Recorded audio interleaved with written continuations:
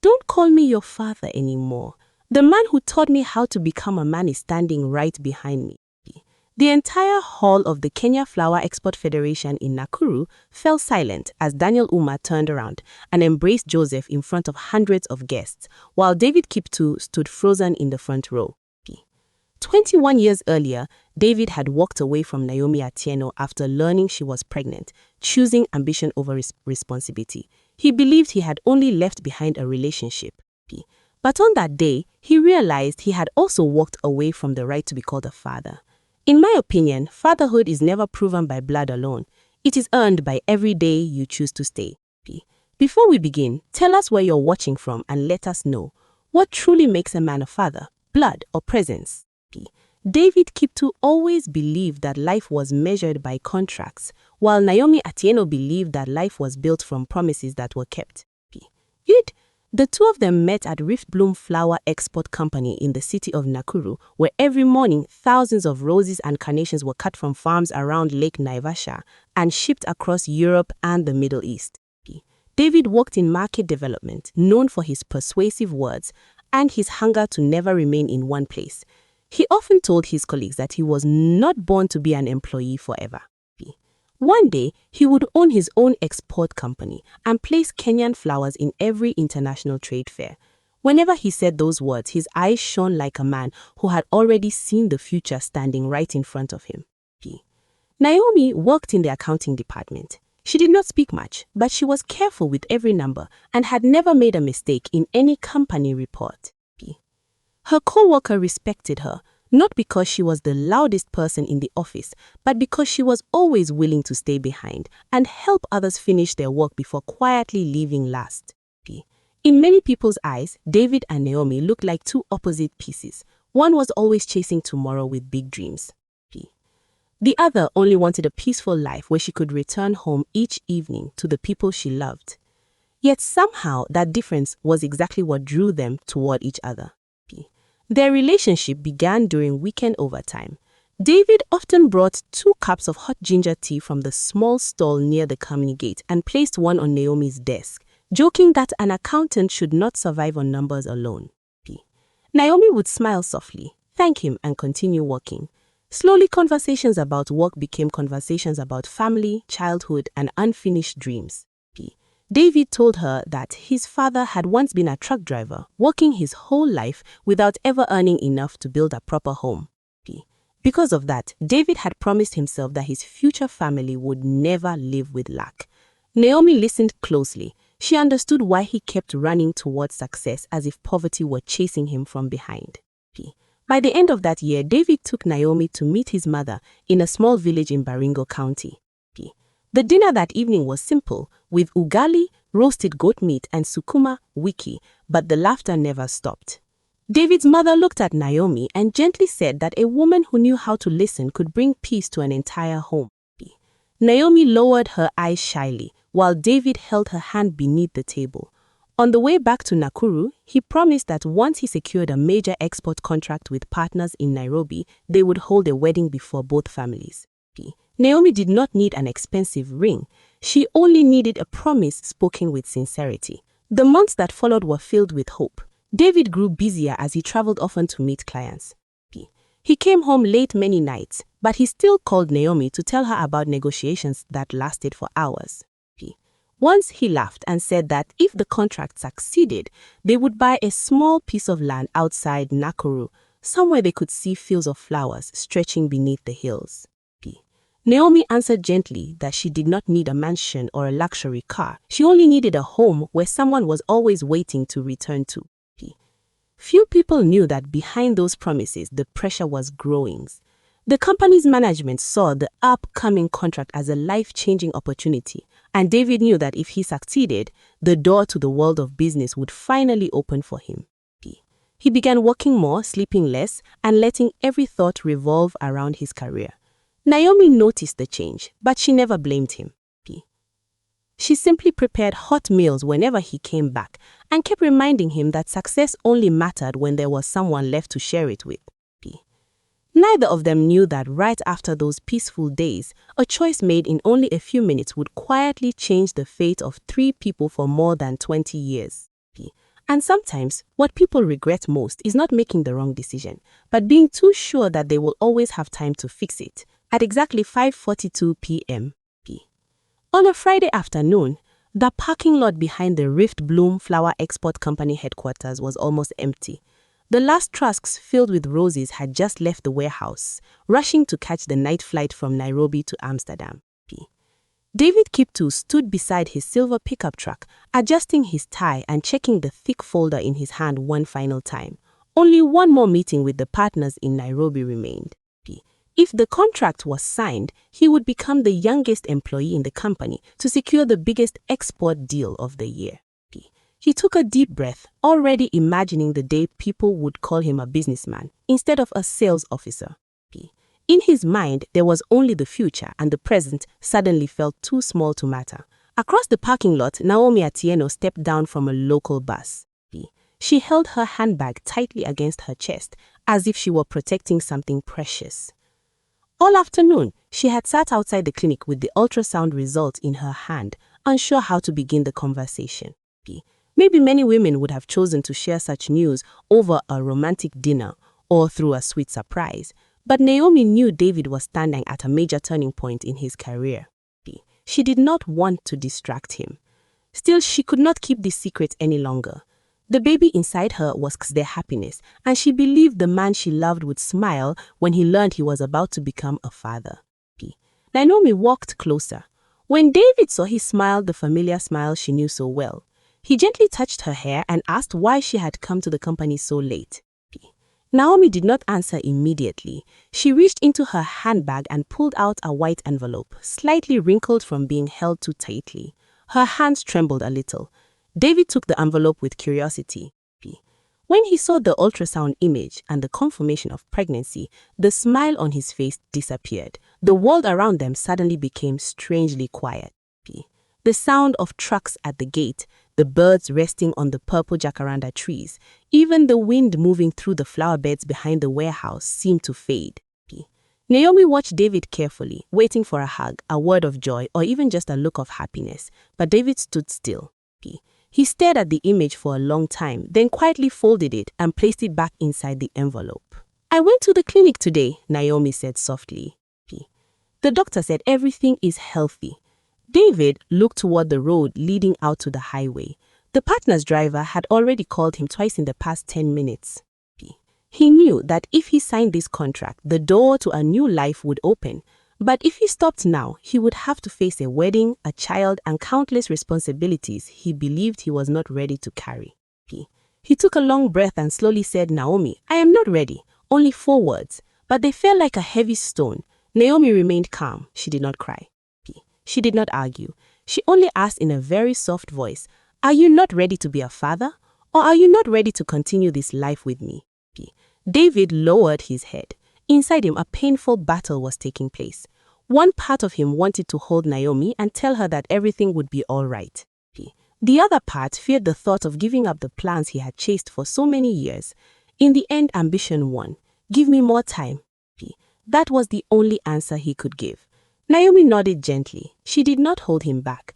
She understood that if a man truly wanted to stay, he would not need more time to choose. David opened the car door. Before getting in, he looked at Naomi one more time. Her eyes held no anger, only a quiet disappointment. And somehow, that hurt him more than any accusation could have. The car slowly moved away, then disappeared around the bend leading to the highway. Naomi stood still for a long time in the wide parking lot. In her hand, she still held the copy of her medical result. The evening wind blew a few rose petals onto the ground, spinning them around her feet before carrying them away. That night, David sent Naomi a very short message. "I need to focus on work. When things become more stable, we will talk." Naomi read the message many times before placing her phone down. She did not reply. Not because she was angry, but because she realized that some conversations had already ended the moment one person chose to walk away instead of staying. The next morning, Naomi requested 1 week off work and returned to her village to visit her mother. No one at the company knew the real reason. Everyone simply thought she needed rest after many months of continuous work. Only Naomi knew that when the bus left Nakuru, she was not only carrying a small life inside her. She was also carrying the broken promise of the man who once said he would build her a home. And from that moment on, their lives began to move down two different roads that would no longer run side by side. The bus left Nakuru while a thin layer of mist still covered the flower fields stretching along the highway. Naomi Atieno sat by the window, both hands resting gently on her stomach, as if she were protecting the little life growing inside her each day. She no longer looked at her phone. Since David's last message, the screen had remained silent. No call, no question asking how she was. What hurt Naomi most was not that he had walked away, but that he seemed to believe that if he waited long enough, everything would disappear as if it had never existed. Naomi's parents' home stood on the edge of a small village in Uasin Gishu County, where fields of maize and sunflowers stretched all the way toward the hills. When her mother, Grace Atieno, saw her daughter step down from the bus with a small suitcase in her hand, she simply held her tightly without asking a single question. Sometimes, a mother does not need an explanation. One look into her child's eyes is enough to understand how much pain that child has carried home. That night, Naomi told her everything. She spoke about the day she discovered she was pregnant, the meeting in the parking lot, and David's final message. The small kitchen fell silent for a long time. Her father, Ezekiel Atieno, a man of few words, slowly placed his cup of tea on the table and looked out into the yard, where the wind was moving through the eucalyptus trees. Then he spoke in a calm, deep voice. "My daughter, a man may not be ready to become a father. But if he is ready to leave when you need him most, then what you have lost is not only a husband. It is trust." Naomi lowered her head. Tears fell quietly onto the back of her hand. It was the first time since David left that she allowed herself to cry. The months that followed passed slowly. Naomi decided to remain in her village instead of returning to Nakuru. She accepted a job as an accountant for Green Valley Flower Cooperative, a small organization that bought and packed flowers from local farmers around the area. The salary was not high, but it was enough for her to survive and prepare for the birth of her child. Every morning, she walked past fields of daisies and roses blooming brightly under the sun. The smell of wet soil after the rain gave her a small sense of peace. Life was no longer what she had once dreamed of, but she understood that she no longer had the right to fall apart. Inside her, a small life was waiting for its mother to become stronger every day. When Daniel was born, the small house filled with the laughter of neighbors and relatives. Ezekiel held his grandson in his arms, gave one of his rare smiles, and said, "This boy has very bright eyes. One day he will know how to see what truly matters." Naomi only smiled when she heard that. She never thought of speaking badly about David in front of her son. Deep in her heart, she told herself that a child should not grow up carrying hatred for another person. Daniel grew up among flower fields and the laughter of his grandparents. He often followed his mother to the cooperative, sitting quietly in the corner of the office and drawing on scrap paper while Naomi finished her accounts. Her co-workers asked about Daniel's father more than once, but Naomi only smiled and said that the life she and her son had was already enough. No one dared to ask more. Some nights when Daniel had a fever, Naomi stayed awake beside his bed until morning. As she watched her son finally fall asleep after hours of discomfort, she understood that motherhood was not made of grand moments. It was made of thousands of small acts repeated every day. Those sleepless nights, rushed meals, and moments of holding her frightened child close slowly shaped her into someone stronger than the woman who had once stood alone in that parking lot. One afternoon after work, the cooperative's flower truck suddenly broke down on the road because of a brake problem.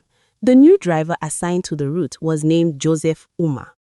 He was a widower who had lived alone for years, knowing little beyond work. When he saw Naomi and the others struggling to unload the flower crates before they were damaged, Joseph said very little. He rolled up his sleeves and patiently repaired the truck until the sun disappeared behind the trees. When everything was finally done, Daniel ran over and handed Joseph the bottle of water he had been holding for a long time. "Thank you, Uncle." Joseph bent down, gently touched the boy's head, and smiled. It was a very ordinary gesture, but Naomi suddenly realized that it had been a long time since she had seen her son smile at a man like that. She had no idea that this simple meeting would slowly open a completely new chapter in their lives. Not through beautiful promises and not through expensive gifts, but through the steady presence of someone who would quietly be there whenever life needed him most. Years passed faster than Naomi had ever imagined. The flower fields around Green Valley Cooperative changed with every season, and Daniel grew from a little boy who loved drawing in the corner of the office into a hard-working young man who was curious as about every kind of machine. He could spend hours studying an irrigation system, taking apart an old water pump and putting it back together just to understand why it worked. Each time Naomi watched her son learn with such focus, she remembered what her father had once said: "This boy's eyes will always see what truly matters." And truly, Daniel never allowed his circumstances to decide his future. Joseph Uma remained the cooperative's main driver. His work began before sunrise and ended only after the last trucks had left the warehouse. No matter how busy he was, he always took time to check each crate of flowers before the journey. He often said that one bruised flower was like a broken promise. It might seem small, but it could reduce the value of the whole bouquet. Everyone who worked with Joseph respected him for his careful nature and calm character. He rarely raised his voice, and he never liked to boast about himself. Daniel became close to Joseph during the afternoons after school. He would often run to the repair area behind the warehouse where Joseph cleaned oil from his old wrenches. At first, Daniel only watched. Then one day, he gathered the courage to ask why truck engines often became hotter than usual when climbing hills. Joseph did not answer immediately. He handed Daniel a wrench and said, "If you want to understand a machine, do not only look at the outside, you have to open it." From that day on, the two of them often repaired trucks together, changed oil, checked brakes, and talked about many things in life. Joseph never tried to replace anyone. He never asked Naomi about the man who had left her and her child behind. To him, the past was something every person had the right to keep private until they were ready to speak. The only thing he cared about was the present, where a woman was working herself tired to raise her son, and a young man was doing his best to learn enough to help his community one day. One day, Daniel fell from his bicycle on his way home from school and badly scraped his knee. Naomi was checking the company accounts and could not leave the office right away. The first person to arrive was not her, but Joseph. He took Daniel to the clinic, sat with him while the wound was treated, and then drove him home. On the way back, Daniel suddenly asked, "Uncle Joseph, don't you ever feel bothered because you always have to help me?" Joseph laughed gently. Helping someone you care about is never a burden. Daniel stayed quiet for a long time. That answer remained in his heart for many days. Time continued to move. Daniel earned a place to study agricultural engineering at a university in Eldoret. The whole cooperative was happy because he was the first young person from their community to receive a scholarship to study smart irrigation systems. On the evening before he left for school, Joseph quietly brought him a small wooden box. Inside was the mechanic tool set Joseph had used for more than 10 years. Daniel was surprised. "But this is precious to you." Joseph smiled. "Things only have true value when they continue to help someone else. I believe it will be more useful with you than sitting in my cupboard." Daniel held the box for a long time. He remembered the afternoons they had spent fixing trucks, the times Joseph stood in the rain helping him change a tire, and the evenings when Joseph patiently explained how engines worked even after a long day on the road. Joseph had never once said that he loved Daniel like a son, but everything he did had already spoken those words for him. Just as Naomi came out of the kitchen carrying hot tea, Daniel suddenly turned to Joseph. His voice was calm but full of sincerity. "Thank you, Dad." The cup in Naomi's hand stopped in midair. Joseph froze too. In the eyes of the man who had always been calm, there was an emotion he could not hide. He did not answer immediately. He only placed his rough hand gently on Daniel's shoulder and nodded. "Study well, my son." Naomi quietly turned away to hide the tears rising in her eyes. She understood that no one had taught Daniel to call Joseph by that name. He had chosen it himself after years of feeling the truth in his own heart. That night, as Naomi sat alone on the veranda, watching the wind move through the rows of daisies in front of the house, she realized something simple. Some people enter your life with beautiful promises but leave when hardship begins. Others never promise much at all but quietly stay through ordinary days. And sometimes that quiet presence becomes the most precious gift a family can ever receive. 21 years had passed since Naomi left Nakuru with a child who had not yet been born. During that time, Kenya changed in many ways. The red dirt roads of the past were replaced by modern highways. Many small cooperatives grew into large export businesses, and Green Valley became one of the first organizations in the region to bring technology into farming. Daniel Uma was no longer the little boy who loved taking apart old water pumps. After graduating from university with excellent results, he became the lead engineer of a project designed to build smart irrigation systems for flower and vegetable farms across the Rift Valley. His colleagues described him as intelligent, humble, and always willing to listen before making a decision. What impressed people even more was that he never claimed success as his alone. Naomi still worked in finance, but she had now become the chief financial officer of Green Valley. A few silver strands had appeared in her hair, but her smile remained as gentle as it had always been. Every morning, she and Joseph shared a cup of tea on the veranda before beginning their separate work days. Their life was not rich or noisy, but their small home was filled with laughter, warm meals, and a sense of peace Naomi once thought she would never find again. In another place, David Kiptoo had achieved almost everything he once chased. After many years struggling in the agricultural export industry, he became the chief executive officer of a large agricultural distribution company in Nairobi. Newspapers often described David as a model self-made businessman, a man who had built his career through determination and sharp business instincts. He owned a luxury apartment, expensive cars, and often appeared at economic conferences. From the outside, his life was the kind many people dreamed of. But only David understood that every time he returned to his large apartment after a long day of work, the only thing waiting for him was silence. He had never married. A few relationships had come and gone, but none stayed long enough to build a family with him. Years earlier, he had told himself that once his career became stable, he would think about his personal life. But time had not waited the way he once believed it would. It had quietly moved on, carrying away chances that no contract could ever buy back. One morning at the beginning of the harvest season, Kenya's Ministry of Agriculture announced a smart irrigation transformation project for export flower regions. It was considered the largest project in many years, bringing together top companies, engineers, and agricultural experts from across the country. With his experience in supply chain management, David was invited to join as a strategic advisor. At first, he saw it only as another task in his career. He had no idea that this project would bring him face to face with a past he had buried for more than 2 decades. On the first day of the meeting, David entered the conference room with his usual confidence.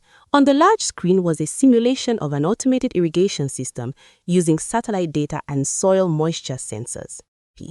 The presenter was a young engineer with a tall frame, calm eyes, and a mature presence. He explained everything clearly and answered each question from the committee with sharp reasoning but no arrogance. David listened closely and found himself smiling. It had been a long time since he had met a young person who was both skilled and respectful of other people's opinions. After the meeting, David walked over and offered his hand. "You did very well." The young engineer smiled back. "Thank you, sir. I still have a lot to learn." David nodded with approval. A strange feeling rose inside him, like a sense of familiarity he could not explain. He looked closely at the young man's face one more time. Those eyes, that smile, and the way he tilted his head when he thought made David feel as though he were looking at his own younger self. He laughed quietly to himself and decided it was only a coincidence. Over the following weeks, the two often worked together. Daniel always prepared every option carefully, listened to feedback, and was never afraid to make changes if the reason was good. This made David respect him more and more. One day while they were inspecting a test model in the field, David accidentally spoke with a voice full of quiet regret. "If I had a son, I would hope he lived with the same kindness and responsibility you do." Daniel only smiled softly. "I think every father hopes for that." David fell silent as he looked across the rows of flowers glowing beneath the afternoon sun. He did not understand why that simple answer made his heart feel heavy. There are empty spaces in life that people only notice when they stand before a happiness they might once have had. But at that moment, David still did not know that fate had brought him very close to an answer he had never been brave enough to face. At exactly 9:18 a.m., on the day of the National Smart Agriculture Project announcement ceremony, the hall at the Kenyatta International Convention Center in Nairobi was almost completely full. More than 300 delegates from cooperatives, export companies, universities, and Kenya's Ministry of Agriculture had gathered to witness the people who had made outstanding contributions to the project. On the stage, the LED screen kept showing images of flower fields in Nakuru, newly installed automated irrigation systems, and farmers controlling equipment by mobile phone for the first time. David Kiptoo sat in the front row as a strategic advisor. To him, this was supposed to be only a project closing ceremony. He had no idea that it was about to become the moment that would change the rest of his life. When the host introduced the lead engineering team, Daniel Uma walked onto the stage in a simple dark blue suit. Applause filled the hall. Daniel did not speak much about his personal achievements. He spent most of his speech thanking the farmers who had patiently tested new technology, the colleagues who had stayed awake through many nights perfecting the system, and the people who had quietly stood behind him for years. David watched the young man in silence. During the months they had worked together, he had come to respect Daniel more and more. Daniel was not like many young people David had met. He was not impatient, he did not like showing off, and he always knew how to share credit with others. Each time David saw Daniel calmly handle a difficult situation, he felt as if he were looking at a version of himself he should have become long ago. The host smiled and said, "Before we close, we would like to invite engineer Daniel Uma's family to join him on stage."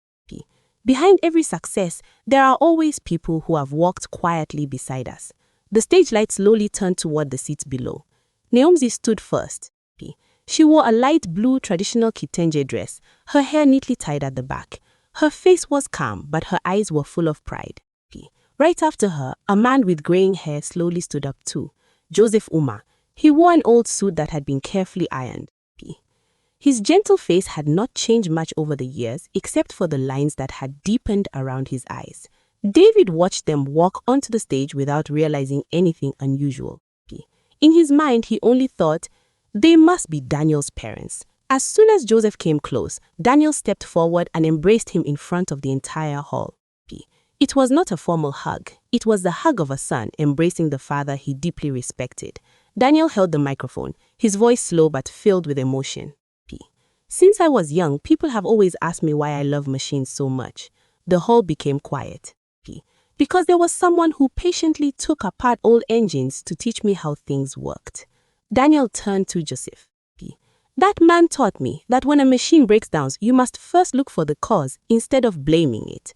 Some people began to smile. Daniel continued. He also taught me that when a promise has been spoken, it must be kept until the end, just like a bolt must be tightened properly, or the whole machine will shake. His voice slowed. I have never had the chance to thank him in front of so many people. Daniel took a deep breath. Thank you, Dad. Thunderous applause filled the hall. Joseph shook his head slightly, embarrassed, then hugged Daniel tightly once again. Naomi stood beside them, her eyes red with tears, but her smile remained gentle. In the front row, David also clapped by reflex, but for reasons he could not understand, his heart suddenly felt heavy. He looked at Joseph for a long time. He looked at the way Daniel called him Dad. He looked at the pride in Naomi's eyes. A feeling he could not explain moved through him. It was not jealousy. It was not regret. It was the feeling of standing before something deeply important, yet still not being able to name it. The ceremony ended in a joyful atmosphere. People came down from the stage one after another to take photos. David was about to walk over and congratulate Daniel when a staff member brought him a personnel file that needed his signature. He flipped through the pages quickly. Then he reached the information page of the lead engineer. The name appeared clearly before his eyes. Daniel Uma, emergency contact, mother, Naomi Atieno. At that moment, David's hand froze. The pen fell to the tiled floor. All the sounds around him seemed to disappear. The name he had tried to bury for more than 20 years was suddenly right in front of him. Naomi Atieno, the woman he had once promised to marry. The woman he had left behind in that parking lot one evening. David stood motionless for a long time. For the first time in more than 2 decades, he no longer wondered why he had always felt something familiar around Daniel. He had his answer, but what broke him most was not the truth that Daniel was his son. It was the image of that young man embracing another man and calling him, with all the gratitude in his heart, Dad. In that moment, David understood that some names are not decided by blood. They are built through thousands of days of presence. And he began to understand the true price of the choice he had made more than 20 years earlier. After the ceremony, David Kiptoo did not leave the Kenyatta International Convention Center immediately as he usually would. He stood silently before the tall glass doors, watching people leave one by one, but his mind was completely empty. The file with the words, Mother, Naomi Atieno, was still in his hands, as if letting it go would make the truth he had just discovered disappear. He had imagined many times what he would say if he ever met Naomi again. But in all those imagined moments, he had never thought he would meet her this way. And he had never imagined that the young man he had admired for months was the child he had left behind more than 20 years ago. David drove around Nairobi until late afternoon without knowing where he was going. For the first time in many years, he turned off his phone so he would not have to answer any work calls. The contracts, meetings, and revenue numbers that had once been the most important things in his life suddenly felt meaningless. Only the image of Daniel embracing Joseph on stage and calling him Dad remained in his mind. That was not the way a person spoke out of politeness. That was the way a son called the man who had walked beside him through his entire childhood. That night, David could hardly sleep. He opened the old wooden box in his office, where he still kept a few memories from his younger years. In one corner was a faded photograph of him and Naomi, standing in the flower fields of Nakuru. On the back of the photo, Naomi had once written a small line in her careful handwriting. I do not hope for us to be the richest. I only hope we will always be present for each other on the most important days. David read those words again and again. His hands trembled. He suddenly realized that Naomi had never asked him to give up his dreams. What she needed was for him not to abandon his family when hardship began. But back then, he had confused ambition with responsibility. The next morning, David returned to the project office. The meeting went on as usual, and Daniel calmly presented the plan to expand the irrigation system to new flower-growing regions. David tried to focus, but his eyes kept stopping on the young engineer's face. Now, he noticed the features he had once dismissed as coincidence. The way Daniel frowned when he was thinking, the way he turned a pen between his fingers, and the soft smile that appeared whenever he found a solution all reminded David of his younger self. After the meeting, Daniel walked toward him. Mr. David, if you are free this afternoon, I would like to discuss the remote control system further. David looked at Daniel for a long time before nodding. The two of them walked together to the test model behind the research center. Daniel explained with excitement how artificial intelligence could help farmers save water and reduce production costs. David listened, but he barely heard the numbers anymore. He could only think about all the years he had missed. If he had stayed back then, would he have watched Daniel grow day by day? Would he have heard him talk about his dream of becoming an engineer? Would he have sat in the front row at his graduation? When their discussion ended, David suddenly asked, Daniel, what made you choose agricultural engineering? Daniel smiled. When I was little, my father used to repair trucks after work. I would sit beside him and watch him take apart every screw and gear. He always told me that machines are like people. If you want to fix them properly, you must first understand what is happening inside. Maybe that was when I started loving engineering. David lowered his head slightly. You were very lucky. Daniel nodded. Yes, I have always been grateful that I had a father who was not perfect but was never absent. That sentence pierced David like a needle. He knew Daniel had not meant to hurt him. The young man was only telling the truth about his own life. But that truth hurt more than any accusation ever could. By evening, David decided to go to Green and Valley. He did not walk in at once. He stood across the road looking at the familiar wooden gate where the cooperative sign had been freshly painted among the colorful flower beds. From a distance, he saw Naomi and Joseph guiding a group of workers as they checked the packing system. They worked together with hearted, quiet understanding, sometimes looking at each other and smiling like people who had lived through many years side by side. David suddenly understood something he had never considered before. He had always believed he had only missed the day his child was born, but in truth, he had missed every day after that. He had missed Daniel's first steps. He had missed his first day of school. He had missed the nights Daniel was sick. He had missed parent meetings. He had missed graduation day. And most importantly, he had missed the chance to become the man Daniel could proudly call dad. For the first time in his life, David no longer thought about how to take back what he had lost. He only wondered whether he had enough courage to face Naomi, not as a man trying to repair the past, but as someone finally ready to accept every consequence of his own choice. It took David Kipto almost a week to find the courage to return to Green Valley. During those days, he picked up his phone many times, then put it down again. Sometimes he thought of calling Naomi, but stopped when he realized he did not know which apology to begin with. 21 years was too long to fit into a few sentences. Some empty spaces cannot be filled by an apology, just as a missed planting season cannot be reversed so the seed can be placed back into the soil. That afternoon, soft sunlight spread across the flower fields during harvest season. Naomi had just finished checking their accounts when the security guard walked into her office and said that a man wanted to see her. She stepped onto the veranda and saw David standing under the purple jacaranda tree near the cooperative gate. The expensive suit he wore looked more wrinkled than usual. On the face that had once carried so much confidence, there was now only tiredness and hesitation.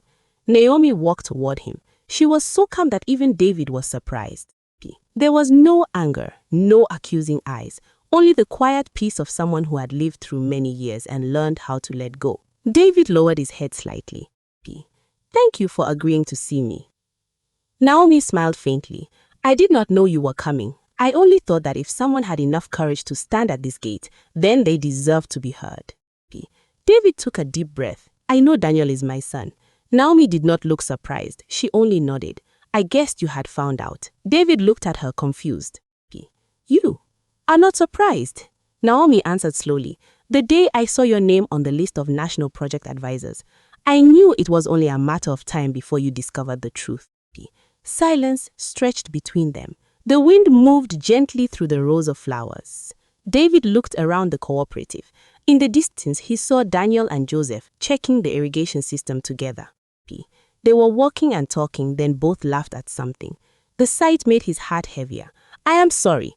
This time, David spoke very slowly. "Not because I failed. Not because I am lonely. But because only now do I understand that the day I left, you were the one who had to carry every consequence." Naomi stayed silent for a long time. Then she answered softly, "David, I waited for that apology for many years." David raised his head. "But one day I realized I no longer needed it." He looked down. Naomi continued, "If you had apologized earlier, maybe I would have cried. Maybe I would have blamed you. But now, I am only grateful that life forced me to become strong." David gave a sad smile. "Are you happy?" Naomi turned to look at Joseph and Daniel. Her eyes softened. "Very happy." That short answer made David understand that her life was no longer missing anything. After a few minutes of silence, he gathered the courage to say what had been on his mind for days. "I am not asking you to come back. I am not asking to be called your husband. I only want, if possible, to speak to Daniel once." Naomi looked straight into his eyes. Her voice remained calm. "I cannot decide that for him." David nodded gently. Naomi continued, "More than 20 years ago, when you chose to leave, I had to make every decision about my life and my son's life alone. But there is one thing I never did." David listened carefully. "I never decided Daniel's feelings for him. I never forced him to hate you. And I never forced him to love you. He has the right to choose for himself." David felt his eyes burn. He realized Naomi had never used the past to grow hatred. She had only used it to teach her son how to value the people who stayed. At that moment, Daniel and Joseph walked back. Daniel looked surprised when he saw David. The air suddenly became quiet. Joseph looked at David, then at Naomi. No one spoke. Joseph only nodded slightly in polite greeting. There was no victory or defeat in that man's eyes. There was no need to protect his place, because he understood one thing clearly. Real love does not need to compete. David stepped closer to Daniel. His voice was smaller than it had ever been. Daniel, if you feel uncomfortable, I will leave right now. Daniel looked at the man before him for a long time. He saw no longer the confidence of a successful businessman, only the sincerity of someone facing the greatest mistake of his life. After a moment of thought, Daniel smiled slightly. This weekend, I will be at the cafe near Lake Nakuru to meet a partner. He paused for a few seconds. If you want, we can share a cup of coffee. David could hardly believe what he had heard. He nodded softly. Thank you, my son. But as soon as those words left his mouth, David corrected himself. Thank you. Daniel. For the first time in more than 20 years, David understood that entering someone's life could not begin with the right written on a birth certificate. It had to begin with respect. And sometimes the most precious chance is not immediate forgiveness, but being allowed to sit down and listen to each other as two grown human beings. On Saturday morning, Lake Nakuru was still like a giant mirror, reflecting the pale blue sky of the dry season. The small cafe by the lakeside kept its familiar quietness, a place where many farmers and engineers often met after a week of work. David Kipto arrived almost half an hour early. In front of him were 2 cups of Kenyan coffee still giving off steam, but his hands remained clasped tightly because of his nervousness. For more than 20 years, he had stood before million-dollar negotiations without fear. Yet today, simply waiting for one young man to walk into a cafe made his heart beat like it had when he was young. A few minutes later, Daniel arrived. He wore his familiar light blue shirt and carried a bag filled with technical drawings over his shoulder. Daniel walked over with a polite smile and pulled out the chair across from him. Thank you for waiting, sir. David nodded softly. I should be the one thanking you. A gentle silence settled between them. Neither of them rushed to speak. They both looked out at the lake, where small waves moved under the morning breeze. Finally, David spoke. When did you know?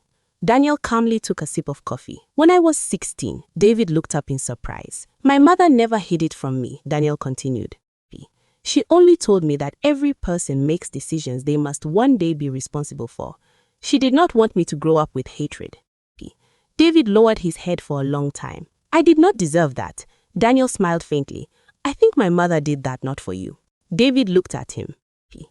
But because she did not want my heart to become heavy. Those words caught in David's chest. He suddenly understood that Naomi had protected her son from hatred more than she had protected his image.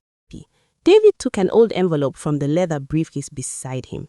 This I still kept. Inside was the ultrasound photo Naomi had given him more than 20 years earlier. The edges of the paper were worn. Daniel held it and looked at it for a long time before gently placing it down. I did not expect you to still have it. David gave a sad smile. There are things we think we have forgotten, but they have never really left our lives. After a while, he took a deep breath. Daniel, I did not come here to ask to become your father, and I do not expect you to call me anything. I only wanted to say, I am sorry. It was the most sincere apology David had ever spoken in his life. No excuses, no blaming youth, no blaming circumstances. Only the admission that he had chosen to leave. Daniel looked at the man before him for a long time. Then he slowly answered, I believe you regret it. David nodded gently. But I also believe something else. David waited. Life does not always give us a chance to return to the beginning. David smiled, his eyes reddening. You are right.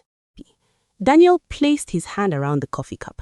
I never hated you, but the man who taught me to ride a bicycle was Father Joseph. The man who stayed awake all night when I had a fever was Father Joseph. The man who sold his old truck to pay my university fees was also Father Joseph. Daniel's voice remained calm. So, I cannot take that place away from him. David closed his eyes for a few seconds, then nodded very slowly. I understand. For the first time in more than 20 years, he truly understood. Fatherhood is not created by one moment of birth. It is created by thousands of moments of staying. The two men left the cafe in a rare kind of peace. Before they parted, Daniel reached out his hand. "Thank you for coming." David took that hand. "I wish you happiness always." It was not the handshake of a father and son. It was the handshake of two men mature enough to face the truth. Happy. In the months that followed, David turned down many commercial projects to spend time doing something he had long believed he should have done. He worked with Kenya's Ministry of Agriculture and many cooperatives across the country to establish the Stay Beside Them Foundation, supporting young fathers in difficult situations by teaching childcare skills, helping them balance work and family, and providing scholarships for single-parent families in rural areas. At the foundation's launch, David said only one short sentence: "No one can change the past, but we can help someone else not repeat our mistakes." At Green Valley, life continued like any other day. Joseph had retired from driving, but he still came to the cooperative every morning to care for the flower garden near the gate. Daniel became the youngest technical director in Green Valley's history, while Naomi kept her habit of making tea for the whole family every afternoon. Sometimes the three of them sat together on the veranda, watching the flower fields stretch beneath the sunset without needing to say much. They understood that happiness does not come from perfect things, but from people who choose to stay through the years. As for David, he no longer tried to step into their family picture. Sometimes he received a short email from Daniel, sharing news about a new project or a flower variety that had just been successfully developed. Each message always began with, "Hello, Uncle David." He smiled every time he read those words, not because the regret had disappeared, but because he had learned how to respect the life Naomi, Joseph, and Daniel had built together. 6 months after the Stay Beside Them Foundation officially began operating, more than 300 young fathers from rural areas across Kenya had joined classes on family responsibility and parenting skills. David Kiptoo no longer appeared in newspapers as a successful businessman. Instead, he quietly sat in the last row during every sharing session, listening to other men speak about their fears, their pressure, and their determination not to repeat the same mistakes. At Green Valley, Daniel and Joseph completed the next generation of smart irrigation systems, helping hundreds of farming families reduce costs and increase flour production for export. Naomi still kept her habit of preparing dinner for the whole family every weekend. From time to time, David sent technical books or research documents to the cooperative, and Daniel always replied with a sincere thank you message.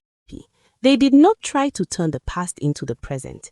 They did not force a father and son relationship that life had already shaped differently. But between them, there was now the peace of people who had learned to respect one another. Sometimes happiness is not about taking back what was lost. It is about learning to live kindly with the part of life we still have in our hands. In my opinion, the most valuable part of this story is not David's regret or Naomi's forgiveness, but the way each person chose to face the past with maturity. Life always gives us choices, but not every choice comes with a chance to begin again. Some apologies are deeply sincere, but they still cannot turn back time. And that does not mean life is over. It simply reminds us to live better in the present. Joseph proved that a father is not created by blood alone, but by thousands of patient days spent beside a child when that child needs him most. Naomi showed that letting go of resentment does not mean forgetting the pain. It means refusing to let pain control the rest of your life. And David taught us that responsibilities cannot be postponed until success arrives. If this story made you reflect, please leave a comment and tell us what country you are watching from. Share one word that describes how you feel after hearing this story. Don't forget to like, subscribe, and share this video so more people can hear meaningful stories like this.